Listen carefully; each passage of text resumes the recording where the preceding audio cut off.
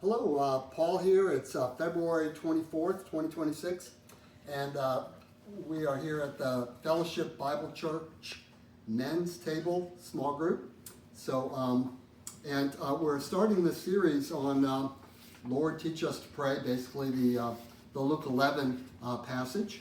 But before we get into that, I want to talk about prayer mentoring, because this passage in Luke 11 really talks about Jesus and his 12 disciples, and they come up to him and say, Lord, teach us to pray.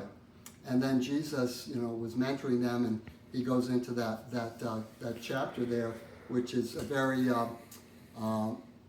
foundational chapter on prayer, the beginning of it.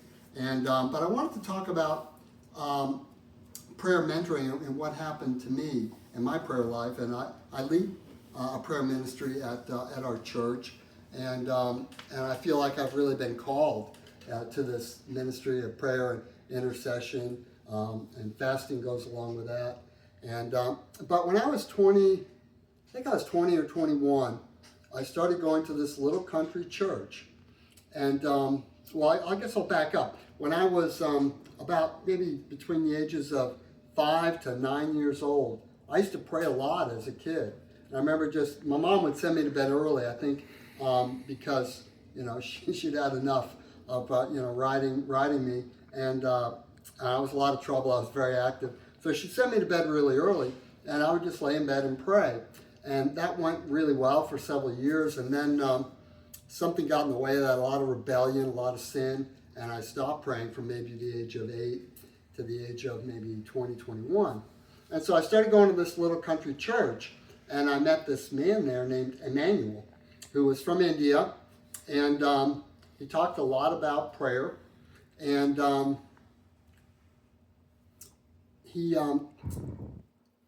just had the feeling that he prayed a lot for me, because I was a very bad alcoholic when I started going to that church. And then just a few weeks or months later, God took that all away from me. And, Jesus is the hero of that story, but Emmanuel really, I think God used him powerfully to help me through that enslavement to alcohol. And it was quite severe. It wasn't just college partying. It had gone way beyond that. And it had been going on for maybe since the age of 14. And so it was quite a bad situation. And so that happened. And so I remember we were in church, and he got everyone together, and it was just starting out the church. Emmanuel had a PhD in nuclear physics, but he decided to go in the ministry. And really sharp, handsome, tall guy. And I really looked up to him and respected his intellect and so forth. And he was just very loving and kind, and he still leads in those campuses. There's 5 campuses up in the Amherst, Massachusetts area. And so he got the church together, and he said, all right, here's what we're going to do. We're going to go knock on doors in the area around the church, and we're going to ask people what they want us to pray for. So my roommate at the time, I won't say his name because he's a public figure. We'll call him Bob. So Bob was my roommate in college, and Bob and I sort of became Christians at the same time. We started going to the church and cleaned up our lives, and things are going really well. So Bob and I are going around the neighborhoods and just doing this, and it was really cool. It's really kind of weird, but I'd done door-to-door sales, and so I was okay with it. And so Bob and I remember this one door we go to, and we knew the people were home because we could see the cars and we could see the lights or whatever. And the funny story is this woman came to the door in her underpants, and we were like really surprised. But we said, hey, I can pray for you, and she told us, and we were just really persistent and really bold. But that's just a funny story. And so we did that, and a lot of people came to the church. I remember there was this one truck driver guy that came, and it was really exciting seeing new people come to church. A bit like what we did with the drive-through prayer, and we've seen people come to church.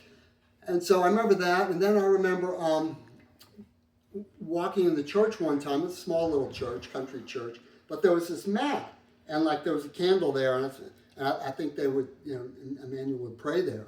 And I thought that was pretty cool, because a lot of discipleship is caught, not taught. And I think it was like that. You'll see that in the New Testament with Jesus and his disciples. They would see him go off to a solitary place and pray. There are references where he would, they were all together and Jesus was praying.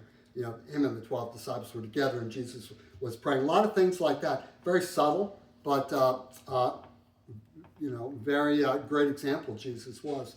And then we would get together Wednesday morning, all the men in the church, and all these old men and older men, mature men, some were elderly, and we'd get together in his little office area, and we'd have this prayer time on like Wednesday mornings, and I'd go to that. And so just from being a very young Christian, Emmanuel and these other men and people in the church really gave themselves to prayer, and I really learned a lot then, and I think God really was quite intentional and strategic to put me in that situation so that I could do what I do today. And I really, I feel like a tremendous sense of freedom, because I feel like God's really using me for my purpose, my specific purpose. And not everyone's called to this, but my specific purpose. So as we unpack the Luke 11 passage, I just wanted to, which is really about mentoring, I wanted to just talk about Emmanuel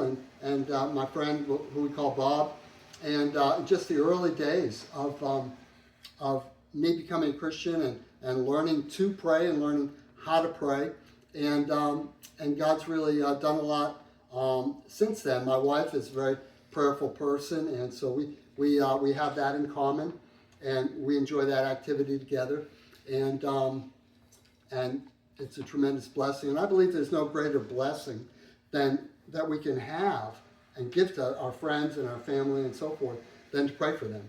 So we'll wind up the video there. I love you, Emmanuel, and thank you for all you did and are doing and will do. You're a great inspiration, and you really changed my life, and I wanted to just give a little shout out to you, and whoever else is up there might see this video. Thanks a lot. So you can close that, Ricky.